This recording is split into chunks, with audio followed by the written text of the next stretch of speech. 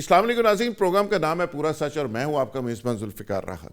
ناظرین، آج دو ایشوز کے اوپر بات کریں گے۔ ایک تو بین الاقوامی جو صورتحال ہے، ایران، امریکہ، رشیا، چائنا، اسرائیل اور پاکستان، یہ سارا جو ایک لڑائی کی کیفیت ایک صورتحال پیدا ہو گئی ہے، اس پہ ہم بات کریں گے۔ اور ہمارے ساتھ ہوں گے سابق سیکرٹری خارجہ شمشاد احمد خان، جن کی بین الاقوامی امور کے اوپر بہت گہری نظر ہے، اور ان سے ڈیٹیل ہم گپ شپ کریں گے اور آپ کے سامنے وہ چیزیں لے کے آئیں گے جو آپ جاننا چاہتے ہیں کہ پاکستان کہاں کھڑا ہے، امریکہ کہاں کھڑا ہے، ایران کی جنگ ہونے جا رہی ہے امریکہ اسرائیل سے یا نہیں ہونے جا رہی، یہ رک گئی ہے یا دوبارہ ہوگی، اس پہ بات کریں گے کھل کے۔ دوسرا ہمارا موضوع ہوگا کہ کراچی جو گل پلازہ گرا ہے، یہ گل پلازہ نہیں گرا، یہ بنیادی طور پہ نظام بیٹھ گیا ہے، اور بدقسمتی یہ ہے کہ ہر حادثے کی جگہ ایک دوسرا حادثہ لے لیتا ہے، اور وہاں پہ جو صورتحال ہے اس کا ہم احاطہ کرنے کی کوشش کریں گے۔ اور ہمارے ساتھ کراچی کے اس ایشو پر بات کرنے کے لیے موجود ہوں گے اخوذزادہ چٹان، پیپلز پارٹی کے سینئر رہنما ہیں، فردوس شمیم نقوی جو پی ٹی آئی کے رہنما ہیں۔ تو آغاز کر لیتے ہیں شمشاد احمد خان صاحب سے۔ شمشاد احمد خان صاحب، السلام علیکم۔ یہ بتائیے گا کہ موجودہ جو عالمی صورتحال ہے، جس میں ایران، اسرائیل اور امریکہ کے ٹکراؤ کی واضح صورتحال سامنے ہے، ان حالات کے اندر پاکستان کے لیے سب سے بڑا چیلنج کیا ہے؟ دیکھیے، پہلے تو میں ایک بات ضرور کہہ دیتا ہوں کہ ابھی تک جو ہماری پالیسی رہی ہے اس سارے قضیے میں، سر وہ ٹھیک رہی ہے۔ ہم نے اچھے طریقے سے ڈیل کیا ہے امریکہ کو بھی، اور اسرائیل کے ساتھ بھی ہماری پالیسی بالکل ٹھیک رہی ہے۔ لیکن اب جو اس وقت آگے کا راستہ ہے وہ ذرا کمپلیکس ہے، اس میں بڑا محتاط رہنا ہوگا۔ بالخصوص ایسا ہے کہ ٹرمپ نے جو غزہ کے سلسلے میں پیس پلان بنایا تھا، اس پہ وہ فیز 2 میں وہ کچھ ایسے قضیے لے آیا ہے جس میں کو پاکستان کو بھی ایک پیس بورڈ میں شامل کر رہا ہے۔ تو پیس کا جو عمل ہے، امن کا جو عمل ہے، وہ اس وقت تک مکمل نہیں ہوگا، بلکہ آگے نہیں چلے گا جب تک فلسطین کی جو فلسطین کی ریاست ہے اس کی کوئی یقینی بات نہ ہو۔ اس نے ٹھیک، ابھی تک تو کوئی بات ایسی کی نہیں ہے۔ اس وجہ سے پاکستان کو بڑا محتاط رہنا ہوگا کہ کسی ایسے بورڈ میں شامل نہ ہو کہ جس سے پاکستان کی جو روایتی اور اصولی پوزیشن ہے، بلکہ سب کی جتنی بھی مسلمان ملکوں کی پوزیشن ہے، اس کو کمپرومائز کرنا پڑے۔ تو اور وہ یہی ہے کہ جب تک دو ریاستی عمل سامنے نہ آئے، اور دوسرا جو ہے کہ اگر غزہ میں کوئی فوج کا متعین کرنا ہے، فوج انوالو ہونا ہے، تو وہ جو فوج کا رول ہوگا وہ حماس کو ڈس آرم کرنے والا نہیں ہونا چاہیے۔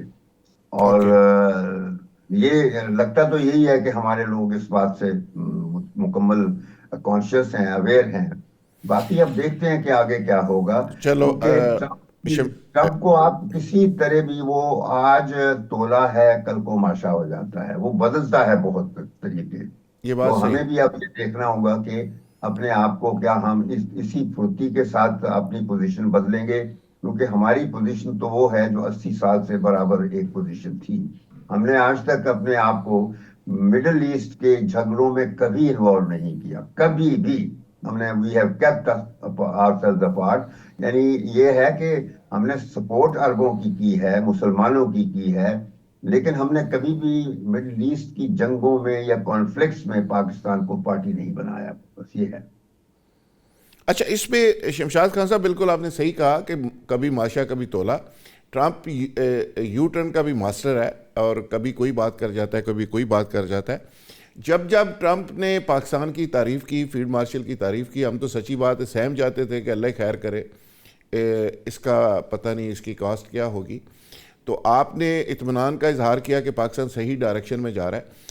اچھا، اب ایران کے اوپر جس طرح امریکہ دھمکیاں دے رہا ہے، جس طرح وہاں پہ رجیم چینج کرنے کی کوشش کی گئی، جس طرح رضا شاہ پہلوی اس کی لانچ واپسی کوشش کی جا رہی ہے، جس طرح وہاں پہ قتل عام کروایا گیا، ایجنٹس ڈالے گئے، اور 3-4 وہاں پہ فٹ پرنٹ نظر آئے. اسرائیل کے وہاں پہ نظر آیا, وہاں پہ انڈیا کی انوالومنٹ نظر آئی, ایون افغانستان کی نظر آئی, امریکہ کی نظر آئی, کچھ کی بالکل اوپنلی اور کچھ کی چھپ کے. ان سارے حالات کے اندر پاکستان کو ایران کے حوالے سے خاص کر کس طرح کی اسٹریٹجی بنانی چاہیے؟ دیکھیے پاکستان نے اگین ایران کے حوالے سے اب تک پوزیشن ٹھیک رکھی ہے, اور میرے نہیں خیال کہ پاکستان اس پوزیشن کو تبدیل کرے گا. اور ایران مطمئن ہے ہماری پوزیشن سے. جو کچھ بھی ہم ایران کو مدد کرنے کے لیے کر سکتے تھے ہم نے کیا ہے. تو اس وجہ سے یہ میں سمجھتا ہوں کہ اس پہ کوئی ہمیں فکر کی ضرورت نہیں ہے. لیکن بات یہ ہے کہ جو ٹرمپ غلط مطلب لے لیتا ہے وہ اس وقت لیتا ہے جب اس کی خوشامد میں ہمارے لوگ اس طرح کی باتیں کر دیتے بہت ہیں آگے چلے جاتے ہیں کہ تم نوبل پرائز کے بہت زیادہ حقدار ہو. اس کو یہ شے دے دی تھی شروع سے کہ تمہیں نوبل پرائز مل جائے گا. تو اس سے وہ پھر مطلب دوسرا لے لیتا ہے کہ ہمیں وہ ایکسپلائٹ کر سکتا ہے, مس یوز کر سکتا ہے. تو ہمیں اگر اپنی پوزیشن کلیئر کر دینی چاہیے کہ ہم نہ فلسطین پہ کوئی کمپرومائز کر سکتے ہیں, نہ اسرائیل کے حوالے سے ہم کوئی ایسی پوزیشن لے سکتے ہیں جو جس طرح وہ ابراہم اکارڈز والا سلسلہ تھا, سعودی عرب کے ساتھ ہمیں ایک ڈیل کروا دیا تھا. وہ ابراہم اکارڈز کے مطابق تو یہ تھا کہ سعودی عرب نے بھی کمٹ کر لیا تھا کہ وہ اسرائیل کو ریکگنائز کر لے گا اس کی پہلی ٹرم میں. لیکن وہ پھر سعودی عرب نے ریکگنائز نہیں کیا, دوسرے چند عرب ممالک نے کر لیا تھا. اور اب دوبارہ جب اس نے سلسلہ شروع کیا اور اس میں ہمیں بھی پھنسا دیا, ہم نے سعودی عرب کے ساتھ وہ ڈیل کیا. وہ تھا تو ڈیفنس ڈیل, مگر بنیادی طور پر اس کا مطلب یہی تھا کہ سعودی عرب جب ریکگنائز کرے گا تو ہم بھی ریکگنائز کر لیں. تو یہ ایسی بات نہیں ہے, ہمیں ریکگنائز کرنا ضرور چاہیے, لیکن اس وقت ریکگنائز کرنا چاہیے جب دو ریاستی حل سامنے ہوگا. اور یہ ہے کہ تمام مسلمان ممالک جو ہیں وہ آن بورڈ ہوں گے.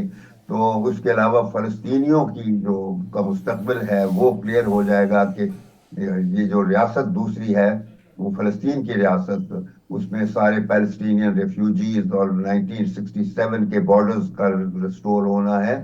بہت سی باتیں ہیں. تو یہ کوئی چھوٹی چھوٹی باتیں نہیں ہیں کہ ہم صرف ایک بات ماننے سے سب چیز ختم ہو جائے گی, بالکل نہیں ہوگا. تو اس کو ٹرمپ کو ڈیل کرنے کے لیے جس طرح وہ کرتا ہے, اب یہ بتائیے کوئی طریقہ ہے. پہلے فیز میں اس نے وہ کر دیا تھا کہ 8 لوگوں کا بورڈ بنے گا, اس میں ٹونی بلیئر لے آیا ہے, اپنا بیٹا ڈال دیا ہوا ہے. یعنی کبھی بھی کسی جگہ دنیا کے کسی اسٹیٹس مین نے ایسے معاملوں میں اپنے بیٹے کو انوالو نہیں کیا. اور یہ تو اب بیٹے کو تو ہمارے ہاں بھی بھجوانا, وہ بیٹے کا جو دوست ہے وہ وٹ مین کا بیٹا جو ہے وہ پاکستان آ کے کرپٹو کرنسی کی باتیں کر رہا ہے. تو ایک تو یہ ہے کہ ہم نے اپنی ریاست کو کھلواڑ بنوا دیا ہے ان کے بچوں کے ہاتھوں. وٹ کاف کے بچوں تھا وہ آ کے کرپٹو کرنسی کے سودے ہمارے ساتھ کر رہا ہے. اور کرپٹو کرنسی کا مقصد یہ ہے کہ اس سے نقصان پہلے ہی کچھ ہو چکا ہے, ہمیں کئی $100 ملین کا, مجھے نہیں معلوم, سنا یہی ہے. لیکن اور اگر ہم نے اس قسم کے سودے کر لیے یہ جس میں بچے شامل ہیں اس کے وٹ کاف کا اور اس کا جارڈ کشنر جو ہے ٹرمپ کا, تو ہمیں ان چیزوں سے محتاط رہنا ہوگا. بدقسمتی یہ ہے ذوالفقار, میں یہ کہنا چاہوں گا کہ ٹرمپ اسٹیٹس مین نہیں ہے. ٹرمپ جو ہے وہ کوئی سیاستدان نہیں ہے, وہ کوئی سفارتکار نہیں ہے, اور وہ بنیادی طور پر اس نے جوئے خانے بنائے ہیں جتنے امریکہ کے بڑے بڑے جوئے خانے ہیں.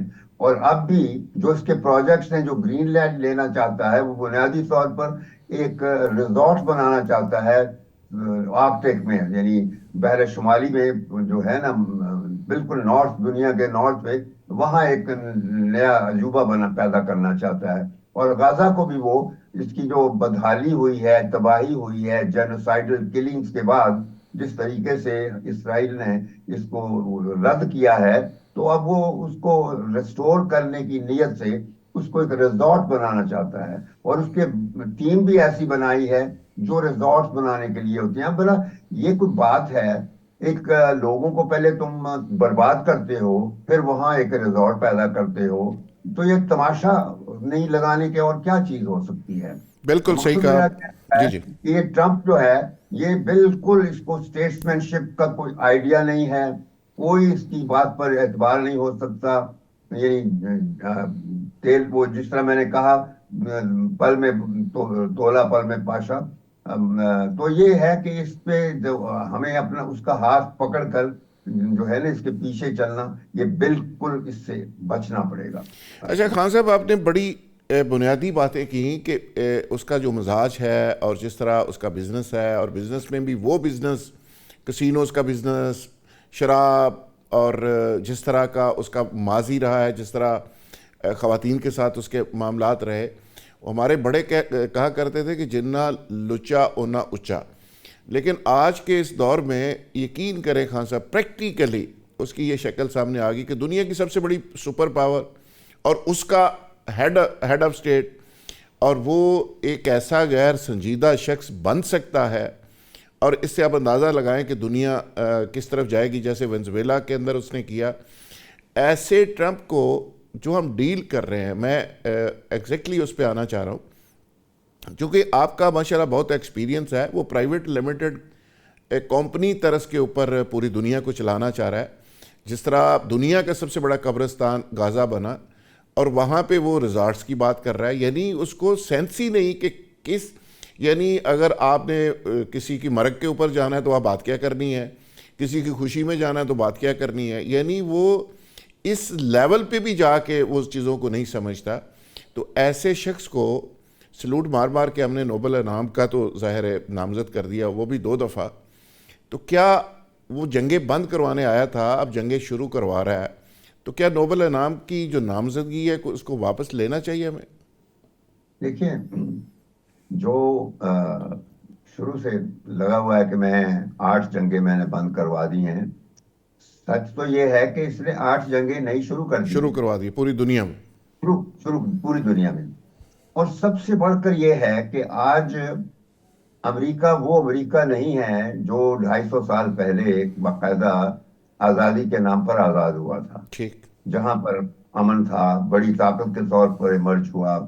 لیکن اس نے یہ پہلا صدر ہے کہ اپنے ملک میں، اپنی ریاستوں میں فوج لے آیا ہے اپنے عوام کے خلاف.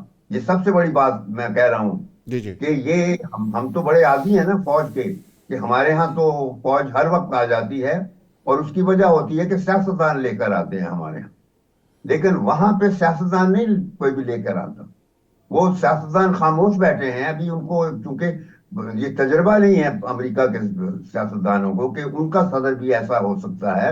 تو اس نے دیکھیے کہ وہ جو منیاپولس میں ایک عورت مار دی ہے، لوگوں پر گولیاں چلتی ہیں، تو فوج جو ہے اپنی وہ ڈپلوائے کر رہا ہے. جو آئس جس کو کہتے ہیں، باقاعدہ آرمڈ مین ہوتے ہیں وہ، ان کو اپنے لوگوں کے خلاف کر رہا ہے. بلکہ یہ کہہ رہا ہے کہ جو لوگ اس کے خلاف احتجاج کریں گے ان کے خلاف بغاوت کا مقدمہ چلے گا. تو اس نے اپنے گھر میں ایک سول وار شروع کی ہوئی ہے. یہ ایسے ہی. کتنی بدقسمتی ہے امریکہ کے لیے، بذات خود ایک ملک کے لیے یا امریکنوں کے لیے، کہ ان کا اپنا صدر جو ہے وہ ان کے خلاف فوج ڈپلوائے کر رہا ہے. یہ کبھی نہیں ہوا، کبھی بھی، یعنی کسی بھی جمہوری ملک میں یہ نہیں ہوا. میں یہ کہوں گا ٹھیک ہے ہمارے ہاں تو ہم تو عادی ہو گئے ہیں تو، لیکن ویسے کہیں کسی جمہوری ملک میں یہ نہیں ہوا کہ کسی منتخب لیڈر نے اپنے بھی عوام کے خلاف فوج ڈپلوائے کی. اچھا خان یہ صاحب، خاص کر ٹرمپ ایک ایسا شخص ہے کہ جو اس نیریٹو پہ اقتدار میں آیا کہ جی ہماری فوج جو ہے اور سی آئی اے ہے، انہوں نے ایک مافیا بنایا ہوا ہے پوری دنیا میں. یہ جنگوں کے نام سے $1 بلین کھا گئے ہیں، اور یہ ٹیکس پیئر کا پیسہ ہے، اور میں بزنس مین ہوں، اور میں بزنس مین کا نمائندہ ہوں. یہ سلوگن دے کے یہ آیا کہ میں جرنیلوں سے کا احتساب کروں گا اور یہ جنگیں بند کرواؤں گا. اور وہ ٹرمپ اب جنگیں شروع کروا رہا ہے. آخر بس یہی. وہ ٹریپ ہو گیا کہیں پہ؟ کیا نہیں لگ رہا ہے آپ نہیں، کو؟ دوغلا پن ہے بیسیکلی. دوگلا پن. دوغلا پن ہے، اور ہی از ناٹ ٹرسٹ وردی. کوئی بھی اس کو ٹرسٹ نہیں کر سکتا. میں بتا دوں اس کے اپنے لوگ نہیں اب ٹرسٹ کرتے. اس کی جو ریٹنگز ہیں وہ دیکھ لیجئے. کہ 100 میں سے 80% جو ہے وہ نیگیٹو ریٹنگ ہے ان کے ٹھیک. اپنے ملک میں. تو یہ مڈ ٹرم الیکشن میں آپ کو پتہ چل جائے گا اس کا جو انبار لگے گا اس کے خلاف جو لوگوں کے ووٹوں. اچھا, اس پہ شمشاد خان صاحب یہ ضرور میں چاہوں گا کہ آپ رہنمائی کریں. ماشاءاللہ آپ کی بڑی گہری نظر ہے عالمی امور کے اوپر اور خارجہ کے جو ایشوز ہیں ان کے اوپر. یہ جو ایران کے اندر جو میں نے پہلے عرض کیا کہ انڈیا کے براہ راست وہاں پہ فٹ پرنٹس نظر آئے ہیں, پھر ایک دفعہ پہلے مئی میں نظر آئے تھے جب اسرائیل کے ساتھ لڑائی ہوئی, تب بھی وہاں پہ نیٹ ورک موساد اور راب مل کے بناتے رہے, اور اب بھی دوبارہ. اور اس کے ساتھ ساتھ جو نئی بات ہوئی ہے کہ افغانی وہاں کے 500-600 کی تعداد میں پکڑے گئے ہیں جو وہاں پہ ساری شرط پسندی کر رہے تھے, اور انڈیا ان کو ٹرین کر کے وہاں لانچ کر رہا تھا. یہ جو دو انڈیا اور افغانستان, اس کے ساتھ پاکستان کو ایسی صورتحال میں کیسے نپٹنا چاہیے, اور ایران ان دونوں ممالک میں آپ کے خیال میں کیا کرے گا؟ کہاں ان کو سائیڈ لائن کرے گا, آئسولیشن میں جائے گا, کیا کرے گا؟ دیکھیے, ایران یہ ہے کہ ہمارے تعلقات ایران کے ساتھ بلا کوئی بھی اس میں ایگزیجریشن نہیں ہے کہ بڑے بڑے قریبی تعلقات رہے ہیں, لیکن یہ ہے کہ کچھ ایسے مسائل پیدا ضرور ہوئے ہیں, اور وہ دونوں کی چونکہ اسٹریٹجک مفادات میں کہیں کہیں انکنسسٹنسی آ جاتی ہے جس کی وجہ سے اختلافات پیدا ہوتے ہیں. ٹھیک تو ہے. اصولاً تو جس طرح کہ ہماری تاریخ ہے, یعنی ہم جیوگرافیکلی, اسپریچولی, مذہب کے حوالے سے ہر طریقے سے بہت کلوز ریاستیں ہیں, اور رہے بھی ہیں, تعلقات بھی ہمارے بڑے اچھے رہے ہیں. لیکن اب یہ ہے کہ کبھی کبھی مسائل پیدا ہو جاتے ہیں, اور اس کی سب سے بڑی وجہ یہ ہے کہ ہمارے دونوں ملکوں کے درمیان کا جو بلوچستان کا علاقہ ہے وہ ان کے لیے بھی اور ہمارے لیے بھی جو بیرونی ہمارے دشمن ہیں, چاہے ایران کے ہوں یا ہمارے دشمن ہوں, ان کے لیے بلوچستان ایک پلے گراؤنڈ رہا ہے جہاں پر وہ آ کر اپنا کھلواڑ کرتے ہیں. اور امریکہ بھی استعمال کرتا رہا ہے, ہندوستان بھی استعمال کرتا رہا ہے. اب باقی رہا یہ کہ ہمارے لیے افغانستان کا مسئلہ بہت شروع سے ایک مسئلہ رہا ہے, اور شروع تو پہلے تو یہ تھا کہ Afghanistan was the only country جس نے پاکستان کو ریکگنائز نہیں کیا تھا. جب پاکستان یونائٹڈ نیشنز میں پاکستان ایڈمیشن کے لیے کیا تھا تو افغانستان نے نو نیگیٹو ووٹ دیا تھا, لیکن وہ اس کی وجہ تھی کہ وہ جو تھا ایک باچا خان والا ایک نیگیٹو سلسلہ چل رہا تھا, کیونکہ فرنٹیئر میں اس وقت حکومت جو تھی وہ باچا خان کے بیٹے کی تھی, جو تھا خان صاحب, جو ڈاکٹر خان صاحب تھے وہ تھے اس کو چیف منسٹر. تو اس وجوہات سے تھی جو افغانستان نے جلدی اس کو ختم کر دیا تھا. 70s میں آ کر پھر یہ ہوا کہ جب افغانستان میں بادشاہت کا خاتمہ ہوا, اور پھر اس کے بعد حالات کچھ بہتر ہمارے لیے بھٹو کے زمانے میں بہتر ہوئے, اور اب سچویشن یہی ہے کہ طالبان, پھر اس کے بعد سوویٹ آکوپیشن ہو گیا افغانستان کا, جس کی وجہ سے ہمیں مجبوراً وہ یعنی مجاہدین کی سپورٹ کرنی پڑی, کیونکہ اگر ہم نہ سپورٹ کرتے اس کو, ضیاء الحق کے لیے یہ مسئلہ تھا, اگر ہم لوگ نہ سپورٹ کرتے تو یقیناً افغانستان کے بعد سوویت یونین کا جو اگلا ٹارگٹ تھا وہ پاکستان تھا.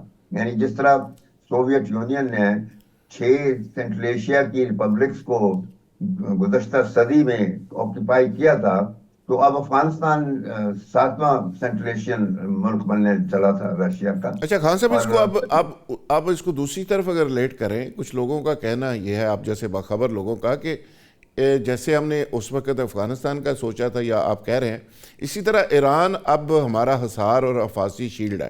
لڑائی الٹیمیٹلی پاکستان تک آئے گی, یعنی اسرائیل کا ٹارگٹ پاکستان ہے, پاکستان ایٹامک پاور ہے, دنیا اسلام کی پہلی. تو ایران بیسیکلی اگر ایران میں وہ کامیاب ہوتے ہیں تو اس کے بعد الٹیمیٹلی یہ ساری آگ جو ایران میں آج جل رہی ہے یہ پاکستان تک آ سکتی ہے. تو آپ سمجھتے ہیں کہ اس طرح کی بھی کچھ سوچ ہے, کئی پرویل کر رہی ہے؟ دیکھیے, سوچ تو ابھی یہ کہنا قبل از وقت ہوگا, لیکن کچھ بھی ہو افغانستان میں, کچھ بھی ہو ایران میں, ہم متاثر ہوئے بغیر نہیں رہ سکتے، اوکے. ہمیں اپنی پوزیشن پھر سنبھالنی ہوگی. اور ہم نے جس طریقے سے جب سوویت یونین آیا تھا تو اس وقت ہم نے بڑا فیصلہ کیا، اس کی بڑی قیمت دی ہم نے. وہ ایسے قیمت ہی. اس طریقے سے کہ وہ بنیادی طور پر سوویت یونین کو لانے والے افغانستان میں وہ امریکہ اور اس کے مغربی ہوائی تھے. انہوں نے افغانستان میں پہلے بادشاہت کو خاتمہ کیا اور ایک ویکیوم پیدا کیا، تاکہ ویکیوم میں یہ سچویشن ہو جاتی ہے کہ any power in the vicinity will get sucked in. تو مقصد تھا ان کا ایک واٹر لو پیدا کرنا سوویت یونین کے لیے. یہ کنوکشن تھی ان مغربی طاقتوں کی کہ ہم سوویت یونین کو کسی جنگ کے ذریعے سے ڈس انٹیگریٹ نہیں کر سکتے، اس کو ڈیفیٹ نہیں دے سکتے، کیونکہ وہ اتنی بڑی طاقت بن چکا تھا اور سائنٹیفکلی ملٹریلی ہر لحاظ سے سوویت یونین امریکہ سے بہت آگے چلا گیا تھا. یعنی ایٹم بم بھی ان کے پاس امریکہ سے پہلے آ چکا تھا. ٹھیک. تو اس وجہ یہ جو سلسلہ تھا کہ اس وقت انہوں نے یہ فیصلہ کیا تھا کہ ہمیں ایک واٹر لو پیدا کرنا ہے جہاں پر سوویت یونین کو پھر ہم شکست دیں گے. اور وہ واٹر لو پیدا صرف ایک ہی صورت میں ہو سکتا ہے کہ اسلامک جہاد کے ذریعے سے اس کو شکست دی سکتی ہے. جہادی جس طریقے سے لڑتے ہیں اس طریقے سے اور کوئی نہیں لڑ سکتا. تو پھر ہمارے مدرسوں کو ہزاروں کی تعداد میں ان کو انکوبیٹرز میں کنورٹ کیا گیا، جہادی انکوبیٹرز میں. وہاں سے جہادی بچے پیدا کیے گئے، 13 14 سال کے بچوں کو. تو ہزاروں جہادی پیدا کر کے سوویت یونین کے خلاف لڑائی لڑی گئی اور نتیجہ وہی ہوا کہ وہ سوویت یونین تو ٹوٹ گیا، سوویت یونین ڈسمینٹل کر دیا گیا. ٹھیک. اور اس کے نتیجے میں جو ویسٹ چاہتا تھا، جو امریکہ چاہتا تھا، جو یورپین چاہتے تھے، وہ تو ہو گیا. مغربی جو مشرقی یورپ جو تھا وہ آزاد ہو گیا. جو برلن کی دیوار تھی وہ اس کو گرا دیا گیا اور جو کمیونزم کا ہوا تھا وہ ختم ہو گیا. لیکن یہ ہے کہ صرف جو امن تو ادھر چلا گیا مشرقی یورپ میں، ہمارے ہاں سارا ملبہ جو تھا وہ ہمارے ہاں گیا کہ کلاشنکوف کلچر آ گیا. کیونکہ نہ افغانستان کو ری بلڈ کیا گیا، مغرب کا فرض بنتا تھا کہ انہوں نے وہاں لڑائی لڑی تھی تو وہاں پہ اس کو ریکنسٹرکٹ کرتے. وہ کرنے کی بجائے وہ خود چھوڑ کے ریگن نے فیصلہ کیا چلا گیا. تو یہی لڑائی پھر اپنا ضیاء الحق کی ریگن سے ہوئی تھی، جس کی ایسے وجہ ہی. سے اور خراب ہو. آج تک ہم وہ اس کے نتائج بھگت رہے ہیں. ہم آج تک وہ کر رہے ہیں. اور پھر میں بتا دوں ایک چیز اور، یہ سر. تو تھا نا افغانستان کا اس وقت کا قصہ. پھر یہ افغانستان کا قصہ پھر دوبارہ شروع ہو جاتا ہے 9/11 کے بعد. سر. 9/11 میں اگین افغانستان آ جاتا ہے، کیونکہ وہی مجاہدین جو تھے وہ پھر طالبان کی شکل میں جب وہ افغانستان میں آ گئے تو اس وقت ہم لوگ ہمارے اچھے تعلقات تھے، کیونکہ ہم نے تو یہ بنائے تھے، ہمارے لوگوں نے بنائے تھے. تو وہ پھر بعض پوزیشنز انہوں نے سٹینڈ ایسے لے لیے تھے. مثال کے طور پہ ایک یہ تھا کہ اسامہ بن لادن کو وہاں انہوں نے پناہ دی ہوئی تھی. جو امریکہ کہتا تھا کہ ہمارے حوالے کرو تو انہوں نے قطع سوال ہی پیدا نہیں ہوتا. جو جس بندے کو ہم نے پناہ دے دی ہم نے کبھی کمپرومائز نہیں اس پہ کیا. تو ایک وہ سٹینڈ تھا. اور پھر اس کے بعد جب 9/11 کا ویسے جو ہوا اس میں یہی ان لوگوں نے پروپیگنڈا یہی کیا تھا مغرب کے لوگوں نے کہ یہ افغانستانوں کا کام تھا، طالبان کا کام. ویسے آپ کے تو نالج میں بہت ساری چیزیں ہیں، بہت سارے حقائق ہیں. ویسے اسامہ بن لادن ہی ذمہ دار تھا 9/11 کا؟ نہیں، میرا نہیں خیال. یہ دیکھیں بات یہ ہے، اسامہ بن لادن جو تھا وہ تو امریکن لے کے آئے تھے سوویت یونین کے خلاف لڑنے کے لیے، اور وہ اس نے خود عرب مجاہدین کو لے کے آیا تھا اور خود وہ اس جہاد میں حصہ لیا. لیکن جب پھر سوویت یونین کے گرنے کے بعد پھر جب امریکہ نے اپنا پینترا بدل لیا اور ان مجاہدین کو ٹارگٹ بنا لیا، تو پھر یہ جو مجاہدین تھے عرب ممالک میں وہ پھر ظاہر ہے کہ امریکہ کے خلاف ہو گئے تھے. اب وہ تو آپ کو یاد ہوگا کہ 78 میں جب امریکہ نے یہ جو تھا کیا تھا اسرائیل کے ساتھ بھی ایک پیس کروایا تھا اپنے یاسر عرفات کے ساتھ، تو وہ کروایا تھا، تو پھر یاسر اپنا کون سا ٹھیک ہے، پریزیڈنٹ، نہیں جو اس کا تھا جی جی، مصر کا صدر، اس کو قتل کیا گیا۔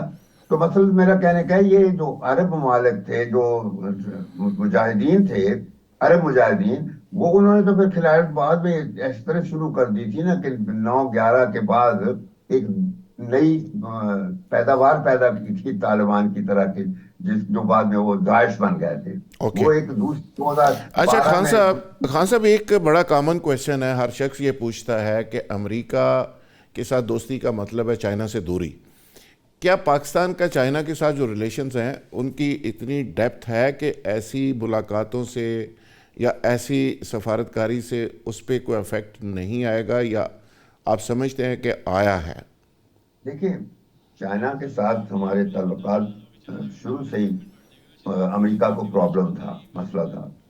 یعنی 60s میں پریزیڈنٹ کینیڈی ایوب خان کو کہا کرتا تھا کہ تم چائنا کے ساتھ تعلقات ختم کرو، تو ایوب خان کہتا تھا کہ ہمارا دوست ہے، ہم ان کے ساتھ دوستی رکھیں گے، اور اسی طرح ہم آپ کے ساتھ بھی دوستی رکھنا چاہتے ہیں۔ تو ایک بیلنس ہماری فورن پالیسی میں پیدا کیا گیا تھا، اور اٹ بیکیم اے کانسٹنٹ ہماری فورن پالیسی کا۔ بالکل اسی طرح جس طرح ہم نے ایران کہا کرتا تھا ایوب کو کہ تم عربوں کے ساتھ دوستی ختم کرو، ہمارے دوست بنو، وہ کہتا تھا وہ بھی ہمارے بھائی ہیں، تم بھی ہمارے بھائی ہو۔ تو یہ دو کانسٹنٹ ہماری خارجہ پالیسی کے بڑے مضبوط کانسٹنٹ ہیں کہ امریکہ اور چائنا میں ہمارا جو تعلق ہے ایک پاور طاقت کے ساتھ، it is not at the cost of our relationship with the other. Okay, اسی طرح عربوں اور ایرانیوں کے درمیان تو یہ تو سچویشن ہے۔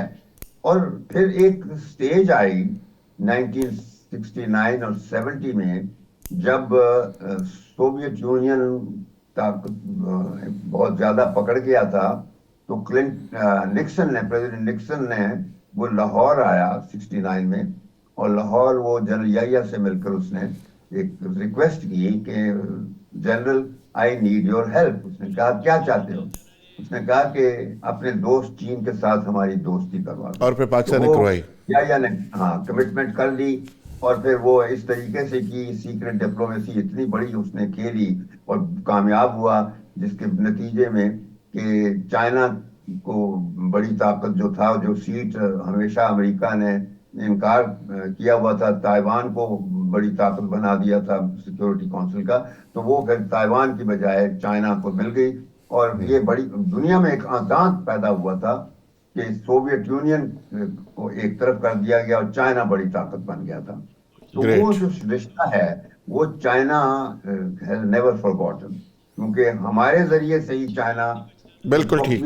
طاقت بنا، اور آج بھی کئی چیزیں ایسی ہم کرتے تھے دنیا کے ساتھ، جو ایئر لنک سے آنا جانا، اور چائنا کی جو جتنی بھی مغربی ٹیکنالوجی یا ہر چیز رابطہ بالکل صحیح۔ پاکستان، اس لحاظ سے ایک رشتہ ہے ہمارا، تو وہ بہت مضبوط ہے۔